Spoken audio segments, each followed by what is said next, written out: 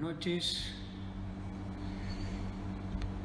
Voy a tratar de contactarme por aquí con Lulú Micheli, la artista plástica Lulú Micheli, que es la viuda de Horacio Ferrer. Se cumplen años del nacimiento de Horacio Ferrer. Voy a invitarla a Lulú a esta charla para hacerle un homenaje a Horacio Ferrer, que bueno, todos sabemos que fue nada más y nada menos que un revolucionario, un transformador del tango junto con Piazzolla. Hola Lulú, ¿cómo estás? Hola, ¿cómo estás? Bien, Lulú, ¿cómo estás?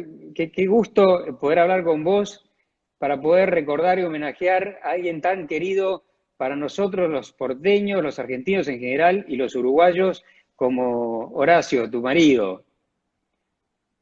Sí, te agradezco tanto el recuerdo, por supuesto que sí, una Mirá, persona maravillosa y hermosa. bueno, yo quiero decir antes que nada que me parece interesantísimo una charla con vos porque vos fuiste una persona sumamente importante en su vida, no solamente por haber sido su esposa, sino también porque además él en su creatividad y en el juego de palabras, pero muy meditadas y muy creativas que tenía, él decía de vos que vos eras la mujer de la que él era el hombre. Sí. A raíz de eso, vos sabés que cuando hice una muestra en Alemania, Ujú. él se presentó de esa forma, dijo, ella es la mujer de quien yo soy el hombre, y el director de la Galería de Arte entendió que él era Herr Micheli.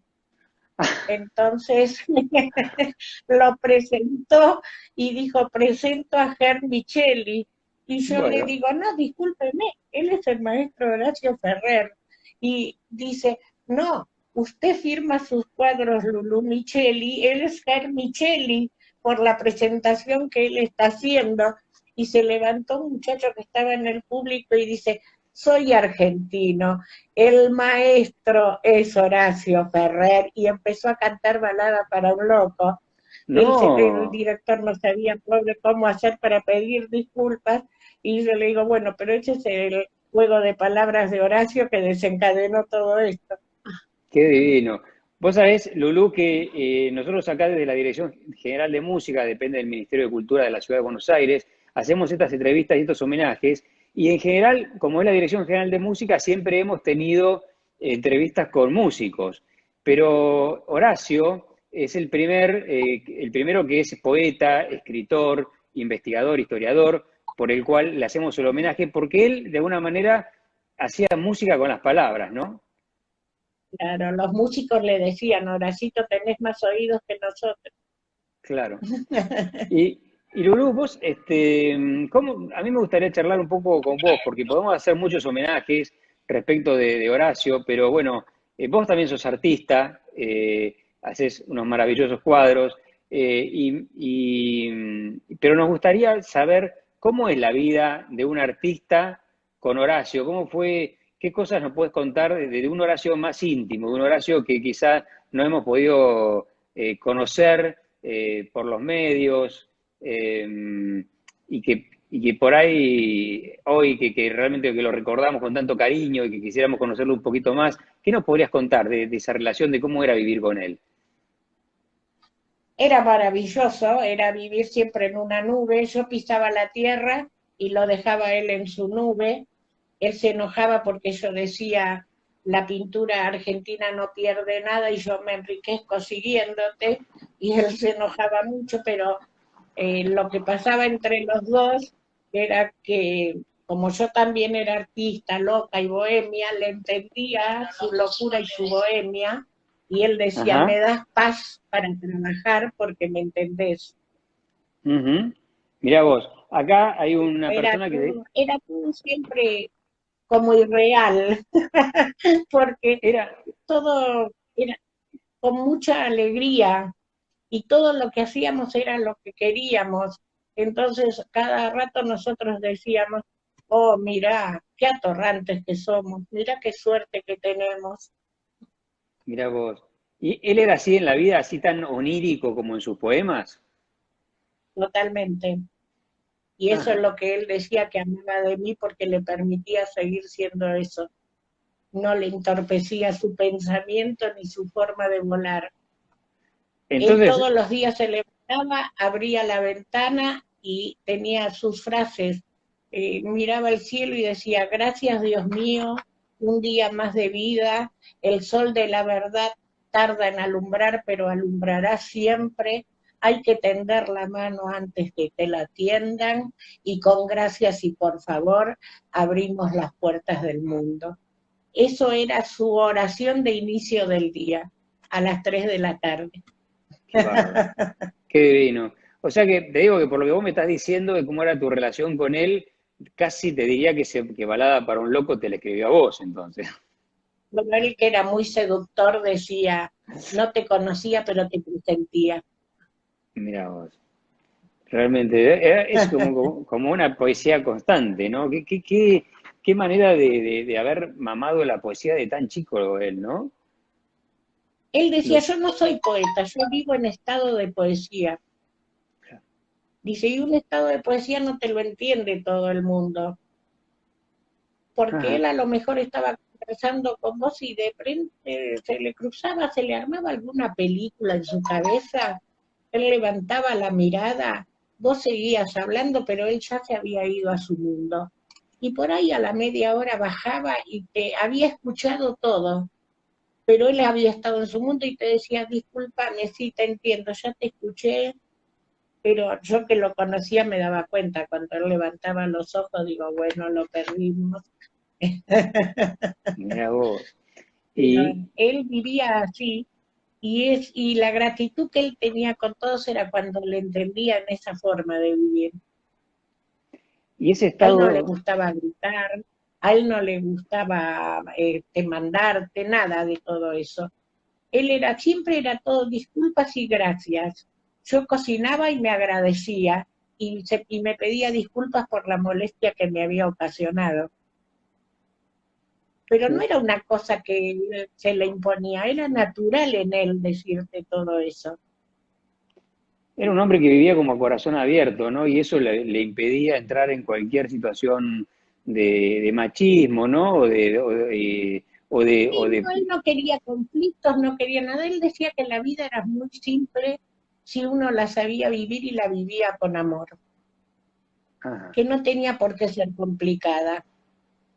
¿Y vos a qué atribuís? ¿Alguna vez charlando con él, alguna vez te dijo por qué él tenía ese carácter, casi te diría, revolucionario en cuanto a tan poético y de vivir de esa manera? O Mira, sea, ¿de él dónde? siempre estuvo, su mente era muy especial y era una persona de pensamientos muy elevados y pero muy, muy adelantados. Tenía una visión particular, pero aparte era una persona que cerraba los ojos, los abría y te comentaba algo y eso pasaba, automáticamente pasaba. Y siempre él vivió así, él estudiaba arquitectura en Montevideo y un día diseñó un baño con una bañera en forma de L, porque una parte tenía la ducha y la otra tenía un sillón con libros en la bañera. Entonces el director del taller lo quería matar porque le dijo que eso era una locura, no sé qué, y justo iba a visitar la Universidad de Arquitectura un arquitecto norteamericano que él siempre nombraba, por no sé cuánto, y Ujú. cuando iba a llegar al tablero de Horacio siempre lo desviaban, y el, porque tenía en exposición ese baño, y entonces el arquitecto dijo, no, me están desviando, pero yo quiero ver esto. Y se acerca al tablero de Horacio, lo mira a Horacio y le dijo, he aquí un arriesgado que va a llegar muy lejos. Mirá vos, qué interesante. Y él, la Y él, carrera, pues, no hacía arquitectura porque decía que era su forma de volar, pero no era lo que le gustaba era escribir. Entonces, cuando le tuvo que decir al padre que dejaba la carrera de arquitecto porque él quería ser escritor, el padre le regaló una colección de libros que todavía tengo, son 100 libros y le dijo, si vas a ser escritor, tenés que ser escritor en serio, entonces te tenés que leer todo esto. Y Mirá él vos, ya tenía en casa un papel anotado y decía, voy por la vez quinta y todavía no aprendí. qué bien, qué humilde Se que era. había leído 5 veces los 100 tomos y decía, pero todavía no aprendí. Pero también del parte de la mamá de él tiene Y una doña herencia, Alicia, ¿no? una mujer que era un ángel, era soñada, hablaba inglés, francés, italiano, cantaba en francés óperas, le gustaba todo lo que era esta cosa de la trasnoche, se sentaban alrededor de la radio en Uruguay, en Montevideo, a escuchar todas las óperas hasta altas horas de la noche, tomándose, como ella decía, una pequeña copita, y brindaban y escuchaban, y él se crió en eso. Y Ella era sobrina, no, ella era sobrina, bisnieta del primer so- presidente de Suiza, bisnieta del primer Stefano presidente. Francini, Ajá. sí, Y era sobrina bisnieta y de Juan por Manuel de eso ella Rosas. sabía tantos idiomas, porque se había criado en la familia, como todos venían de Suiza, que se habían tenido que venir de Suiza porque uno de los hermanos había hablado mal de Napoleón y los echaron. Ajá. Entonces se cayó mitad en Argentina y mitad en Uruguay. Ujú. Y Lulú, por eso la mamá de Horacio iba, que había quedado en la parte de la familia argentina, iba a veranear a Uruguay, a visitar a su familia en Uruguay, y ahí se conocieron los padres de Horacio. ujú.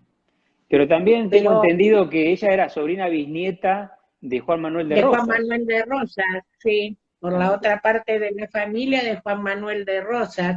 porque era Sí, apellido ella te Escurra. contaba, ella me decía, ay, nosotros íbamos a la estancia de la tía Margarita y jugábamos con los trajes de los unitarios y los federales porque ella tenía 2 baúles que habían pertenecido a Juan Manuel.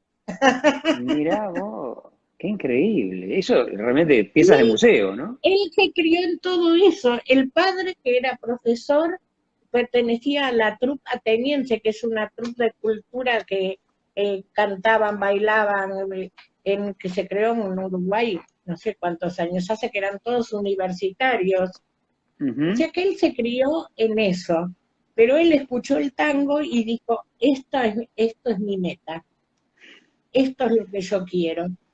Y era a los 7 años que escuchó el primer disco de Aníbal Troilo. Ajá, qué Y a bárbaro. partir de ahí empezó a estudiar. Todo lo que era tango estudiaba él, todo lo que era tango, todo lo que podía conocer del tango. De hecho, a la Universidad de Arquitectura, un día lo fue a buscar Pichuco y otro día lo fue a buscar Piazzolla. Y los estudiantes lo miraban como diciendo, a nosotros nos vienen a buscar los del rock y a este mirá quién lo viene a buscar. Pero Perdón, para él habían ido los próceres, los ídolos, eran su vida. totalmente. Y que él tenía un cargo muy importante en la universidad, una Era secretaría, ¿no? secretario del rector, Ajá. sí, que siempre lo respetaban, pero por otro lado le llamaban la atención porque él estaba siempre con ese vuelo, esa locura, y como él decía, los sacos cruzados hasta la locura, porque se hacían unos sacos especiales con 12 botones, Ujú. y él decía, no me entendían esa locura. Sí, pero él fue secretario del rector mucho tiempo. Y fue todo un quiebre en su vida, ¿no? Aceptar la invitación de Piazzolla para venirse a Buenos Aires y dedicarse exclusivamente a la literatura y largar ese Totalmente. cargo. En realidad, él escribía y ya había presentado su primer libro, pero él nunca le decía a Astor, que era muy amigo desde el año 48, él nunca le decía que escribía. Ujú. Astor lo tenía como el chico de Uruguay que estudia arquitectura y que tiene conexión con todo lo que es el tango y que sabe una locura de historia, de cine, de teatro, que habla francés, que habla inglés, pero ese era su amigo, pero Horacio no le decía, yo, Astor, yo escribo. y él presenta un libro que se llama El romancero canyengue, que fue su primer libro de poemas, y Héctor Stamponi, Chupita, claro, esa es una reversión que hizo Editorial Continente. Exacto. Chupita viene con el libro y se lo muestra a Cátulo Castillo y a Astor Piazzolla. Y le dice a Astor, mirá lo que hace el duende, tu amigo. Y cuando Astor ve eso, lo llama y le dice, pero vos te tenés que venir acá a escribir conmigo. Y hay una historia que cuenta siempre Orangel, que dice que Astor lo consultaba a Orangel siempre, y un día lo consultó y le dijo, no, estoy muy mal porque no encuentro una salida nueva, yo no quiero esto, yo quiero otra cosa. Y Orangel le dijo, no te preocupes, que te van a golpear la puerta de tu casa y ahí va a empezar tu vida. Y en ese momento es que Astor lo llama a Horacio, le dice, te tenés que venir a Buenos Aires, qué sé yo. Justo se produce una huelga en el diario donde él trabajaba, en el diario El País de Montevideo, y Horacio aprovecha esos días para venirse para hablar con Astor. Y cuando llega a la casa de Astor, no había luz y tuvo que subir los 8 pisos por escalera y golpearle la puerta. Cuando Astor abre la puerta, dice, no me digas que eras vos. Y entonces ahí le cuenta la historia de Orangel.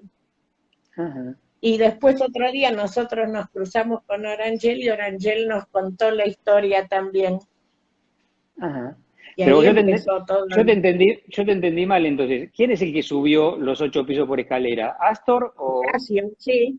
Ah, Astor, te Horacio en la entendí. casa de Astor, Horacio sí. en la casa de Astor. Ah, y Astor es el que consultaba con Orangel. Claro, Ah, Astor mirá era. vos, mirá vos. Qué locura, Cuando qué... abre la puerta y lo ve a Horacio, le dice, pero no me digas que eras vos, le dice. Y Horacio no entendía qué le estaba diciendo. Y ahí le cuenta. Dice, me dijeron me iban a golpear la puerta y me iban a cambiar la vida. Qué maravilla. Pues sabes que acá en esta reversión que hizo esta editorial El Continente de Romancero Canyengue, hay un prólogo muy interesante de Alejandro Dolina y una introducción Sí, mi y la amigo. introducción es de Cátulo Castillo. Sí, claro, fue el primer, porque cuando Chupita trae el libro a Buenos Aires, Cátulo lo lee y le dijo, yo a esto le voy a hacer un prólogo. Y le hicieron el prólogo y presentaron el libro acá. Y cuando se hace la reversión, Alejandro escribió, porque muy amigo, Horacio iba siempre a charlar con Alejandro. De hecho, Horacio cuando se enfermó estaba queriendo escribir una ópera sobre Jesucristo y había hecho 3 años de estudio con distintas entrevistas a distintos curas en distintas iglesias y en distintas religiones, preguntando qué opinaban si Jesús y Cristo eran una misma persona o no. Ujú. Y había comprado unos cuantos libros de historia de la religión y estaba leyendo uno de los últimos libros y lo tenía todo marcado y Alejandro venía día por medio a visitarlo y Horacio le regaló el libro, todo marcado con lo que él pensaba de lo que estaba leyendo. Ajá. Y llegó a hacer ese estudio sobre si Jesús y No, Cristo... no, no, No. no, no, Ajá. no, Porque de alguna manera eso qué significa? Es averiguar si Jesús efectivamente era el Mesías, si Jesús era el Cristo. yo no sé qué había en la cabeza de él, porque él esas cosas no te las decía, y yo le respetaba que no te lo dijera, nunca se lo preguntaba tampoco. Claro, Y él se daba cuenta y me decía, muchas gracias. sí. Una gran sensibilidad. Muchas gracias, me decía. Yo ya Mira. sabía que las gracias venían porque yo no le investigaba qué estaba ni pensando ni escribiendo. Ajá. Y después él fue el fundador y presidente hasta su fallecimiento de la Academia Nacional del Tango, ¿no?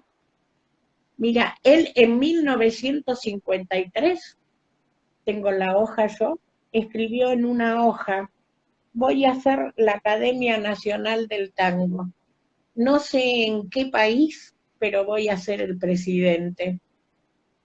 cuando asume la presidencia Menem, lo llama y le dice: Horacio, te admiro desde toda la vida, decime qué necesitas. Y él le dijo: presidente, le agradezco el llamado, yo no tengo nada que ver con la política, mi única bandería política es el tango y gracias a Dios no necesito nada, Lulú me ama, yo la amo a ella, tenemos nuestras casas y los papás de Lulú también tienen su techo, no necesitamos nada más, le dijo Horacio. Y Menem se lo quedó mirando y le dijo: bueno, es la primera vez que me contestan algo así, te lo agradezco desde el corazón, dice, porque yo lo estoy haciendo desde el corazón, dice, pero si llegas a necesitar algo, decime. Y Horacio se fue pensando que podía pedir para ayudar a otro, no a él. Y entonces de pronto dice: no, pero si yo escribí en un papel lo de la Academia Nacional del Tango. Entonces lo llamó y le dice: presidente, tengo que hablar con usted. Y le dijo: mire, quiero hacer la Academia Nacional del Tango antes que la hagan en Japón o la hagan en Francia. Bien. Y Menem le dijo: bueno, arma todo lo que necesites para hacer eso y tráemelo, que acá en la Secretaría Legal y Técnica te van a armar todo y yo firmo. Y el secretario de Cultura, que no sé quién era, en ese momento no me acuerdo ni me interesa, le dijo que no lo podía hacer porque el tango era de cafetín y no de academia. Y Menem le dijo: perdón, dice, yo me hago cargo, soy responsable, firmo y me aguanto todas las que vengan. Y le firmó. Y entonces Horacio, para no comprometer al presidente de la nación que le había firmado eso, justo había fallecido la madre, la herencia que recibió de la madre la invirtió toda en la academia, porque dijo que él le tenía que devolver al tango lo que el tango le había dado, y que la madre iba a estar muy feliz de saber que él invertía en esa forma los ahorros de ella. Entonces, todo lo que vos ves en la academia, del edificio, las alfombras, las arañas, todo eso es la herencia de la mamá de Horacio. Medio bárbaro. Bueno, yo conozco bastante, lo bueno, yo creo que para ustedes ha sido una persona muy importante Gabriel Soria, que fue... Gabrielito, hoy hablé con él, hoy hablé Ajá, con él.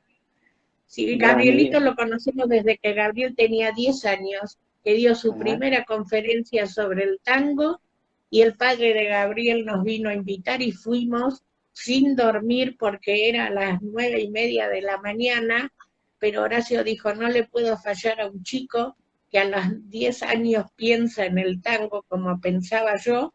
Dice: no me acuesto porque si no, no me levanto. Venía de trabajar, él terminábamos siempre tardísimo, siempre trabajaba de noche, y entonces nos fuimos sin dormir a la escuela a escuchar la conferencia de Gabriel.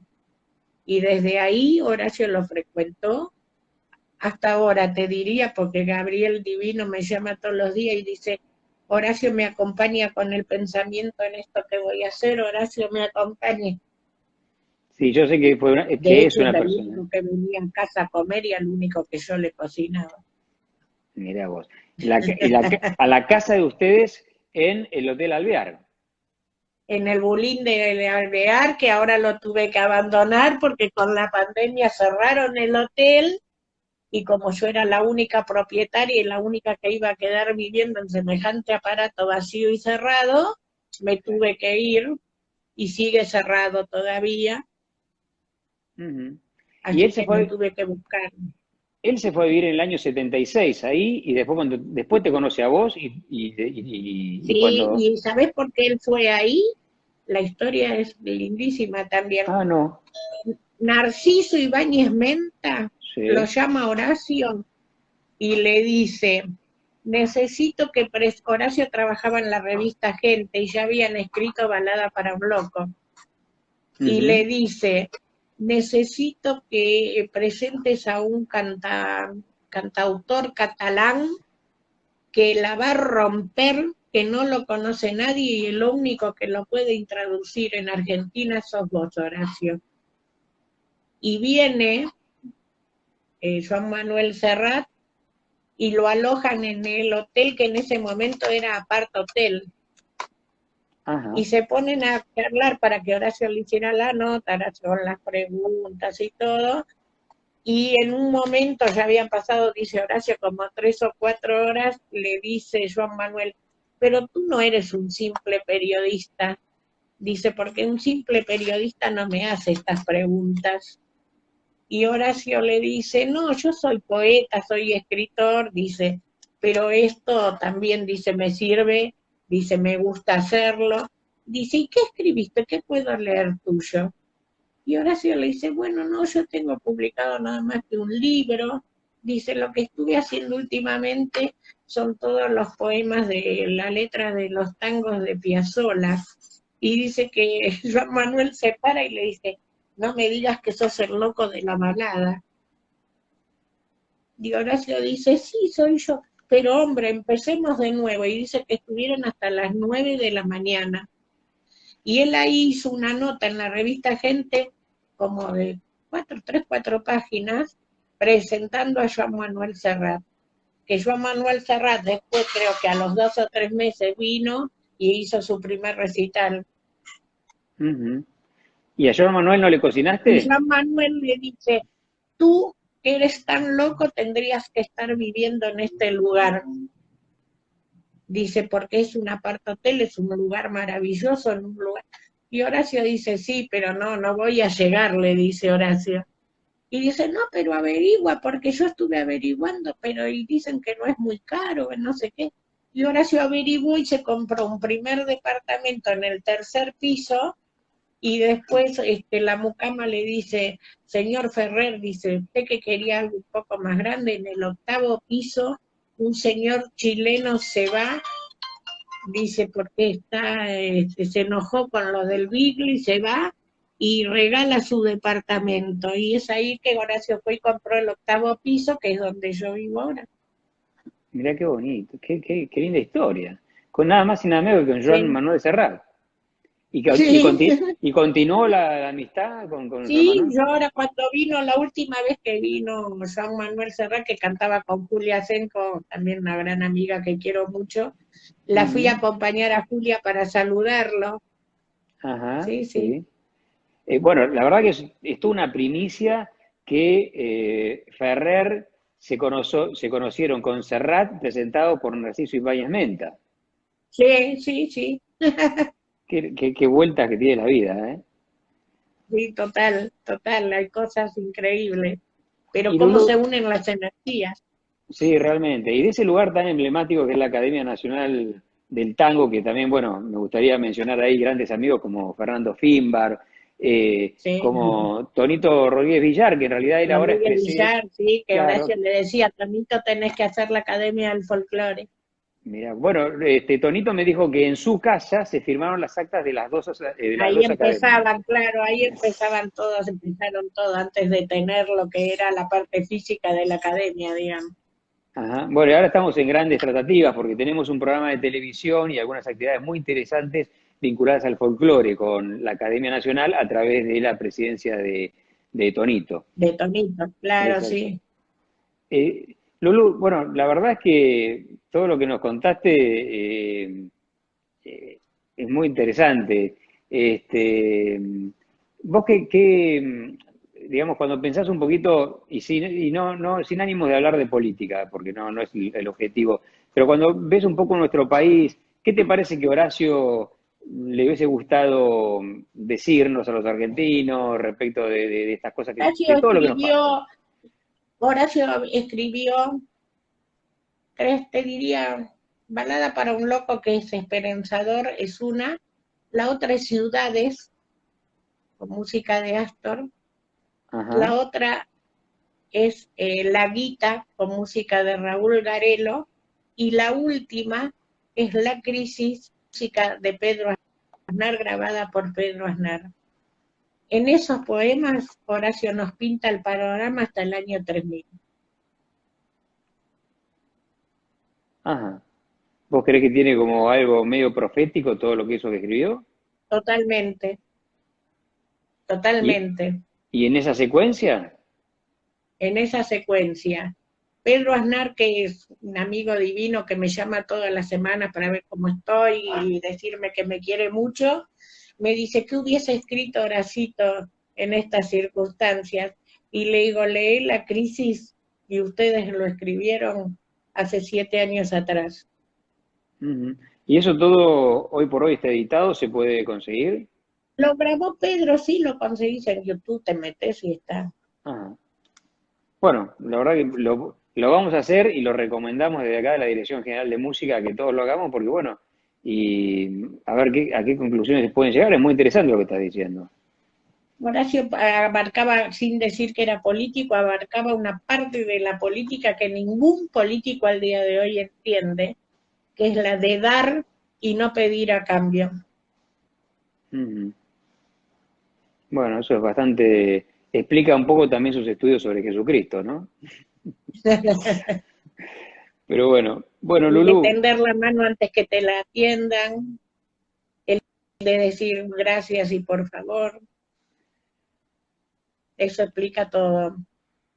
el de Y él darle, hizo lo que no hizo ningún secretario de Cultura en los 73 años que yo tengo. no, Y eso lo porque, hizo gratis, porque su cargo en la academia era ad honorem, donó la herencia de la madre, fundó 38 academias en el mundo entero de su bolsillo para que todos se conecten por internet y el tango sea uno solo. Nadie le pagó nada nunca, ningún viaje, nada, nada. De hecho, en el estatuto de la academia él puso que el presidente y sus asesores tenían que estar ad honorem, así que el que aceptaba sabía lo que aceptaba, y la contestación fue, no seas boludo, con el éxito que tiene el tango en el mundo, vos pones esto. Y Horacio dijo, bueno, estás afuera. qué bárbaro. Incorruptible el hombre. Y el que creó el tango Patrimonio de la Humanidad fue Horacio. Ajá. Jorge Mayor Zaragoza, presidente de la UNESCO, vino a la Argentina a entrevistarse con Horacio y le dijo, el único que me puede dar los fundamentos para que el tango sea patrimonio de la humanidad es usted, maestro. Y Horacio, de su bolsillo, hizo un libro en inglés y en castellano diciendo por qué Argentina y Uruguay eran los creadores del tango, qué era el tango y quiénes fueron todos los que fomentaron y hicieron que el tango fuese tan grande. Lo pagó él, lo presentó, y cuando le dijeron que había una comisión por todo eso, y Horacio dijo, mi corazón no tiene precio, yo no hablo de comisiones, y yo tampoco pido que me paguen lo que hice porque lo hice porque quiero. Entonces pusieron a dormir lo del tango Patrimonio de la Humanidad, hasta que unos diputados dijeron, no, lo tenemos que sacar a la luz, lograron que saliera a la luz y que nombraran al tango Patrimonio de la Humanidad y dijeron, nosotros hicimos el tango Patrimonio de la Humanidad, nosotros somos los que logramos que el tango sea Patrimonio de la Humanidad, y se hicieron dueños del tango Patrimonio de la Humanidad. Bueno, igual, a esta altura, la verdad, yo Allá no tengo. ellos, pero a mí me gusta siempre aclararlo, porque Ujú. no fueron ellos, lo vinieron a buscar a Horacio. Claro, claro. Y Horacio, con el corazón grande como tenía, dijo, no es nada más que Argentina, es Argentina y Uruguay, y no es nada más que el tango, es el filete. Y llamó a nuestro amigo Jorge Musia, uno de los filetadores más grandes que hay en Argentina, y le pidió los fundamentos de por qué el filete tenía que ser patrimonio de la humanidad, y cuando se nombra el filete patrimonio de la humanidad, a Jorge Musia ni lo invitaron.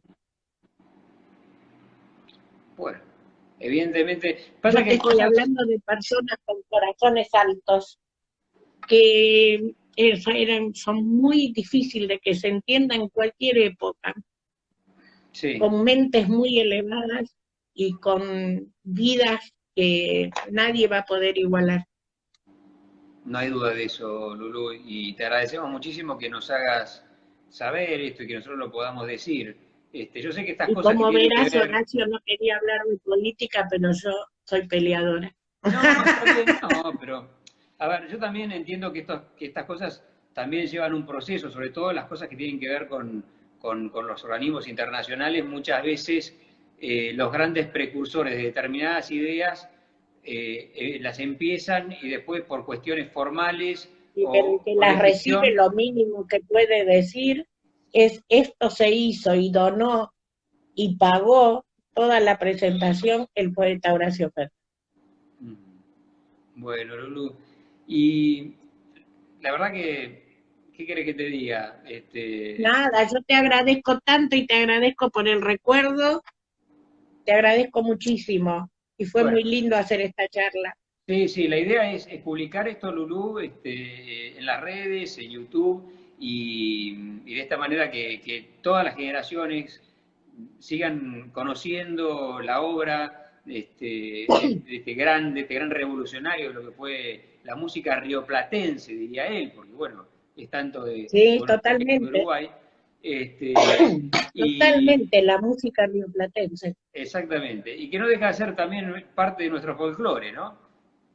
Seguro, Así que bueno, seguro. la idea es justamente que no nos olvidemos de él, que es obviamente que es muy difícil olvidarse de Ferrer, pero yo quería reivindicar un poco más allá del Ferrer autor, conocer un poco también esa personalidad, que atrás de ese gran autor también había una persona impresionante y que también Maravillosa. estaba entre nosotros la mujer de la cual él fue hombre, que también es muy importante. Muchas gracias. De nada, Te Lulu. agradezco enormemente. Hasta siempre y cuando quieras me llamas. Bueno, se va a ser un placer, siempre para recordarte a vos Gracias con igual, Horacio. Un abrazo enorme. igual. Un abrazo enorme.